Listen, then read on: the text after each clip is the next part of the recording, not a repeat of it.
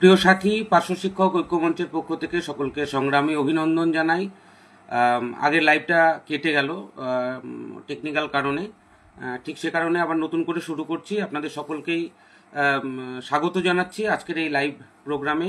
আপনারা ইতিমধ্যে জেনেছেন যে আমরা পার্শ্ব শিক্ষক ঐক্যমঞ্চের তরফে যে কর্মসূচি গ্রহণ করেছি সেটা হচ্ছে যে আমরা আমাদের সমস্ত রকম কাজ করব, কিন্তু তার বাইরে আর অন্য কোনো কাজ আমরা করব না।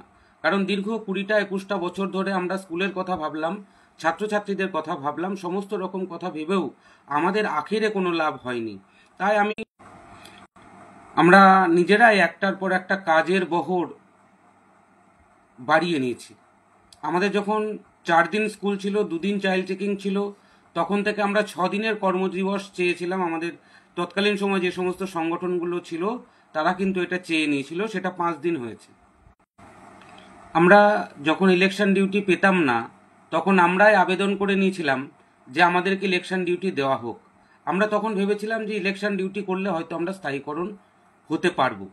আমরা সেন্সাসের কাজ করেছি, আমাদের ইতিপূর্বে অভিজ্ঞতা আছে যে সেন্সাস করে অনেকেই স্থায়ী শিক্ষকের মর্যাদা পেয়েছে, কিন্তু আমরা সেন্সাস করার পরেও আমরা সেই কাঙ্ক্ষিত লক্ষ্যে পৌঁছাতে পারিনি।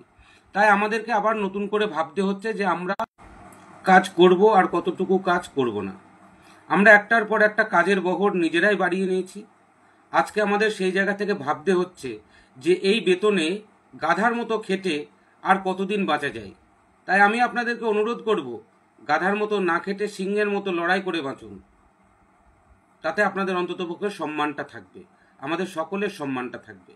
ঠিক সেই নিরিখেই আমরা যে কর্মসূচি গ্রহণ করেছি, সেই কর্মসূচি ঠিক যেমনভাবে আমরা এসপিডি এবং প্রিন্সিপাল সেক্রেটারির দপ্তর থেকে শুরু করেছি তাদেরকে লিখিতভাবে জানিয়ে, ঠিক একই রকমভাবে আমরা প্রত্যেকটা ডিইওর কাছে আমরা লিখিত জানাবো এবং প্রিন্সিপাল সেক্রেটারি এবং এসপিডির কাছে যে রিসিভ কপি আমাদের কাছে আছে সেটাও আমরা তাদের কাছে জমা করব।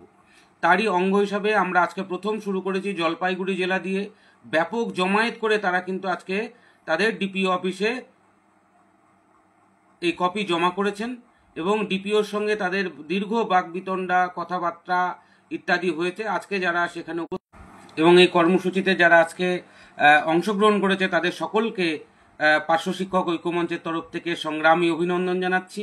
এবং আমি আপনাদেরকে অনুরোধ করছি, গোটা জলপাইগুড়ি জেলা জুড়ে আগামীকাল থেকে কোনো রকম পরীক্ষার ডিউটি করবেন না, কোনো রকম ফর্মাল ক্লাস করবেন না, এবং আমাদের যে গভর্নমেন্ট অর্ডার আছে সেটা আপনারা ইতিমধ্যে হাতে পেয়েছেন, সেখানে সেই অনুযায়ী আপনারা কাজ করবেন, তার বাইরে কোনো কাজ করবেন না। আগামীকাল নদিয়া জেলার ডিপিও অভিযান রয়েছে। আমার সঙ্গে সেই বিষয়ে বলার জন্য আর কিছুক্ষণ আমাদের নদিয়া জেলার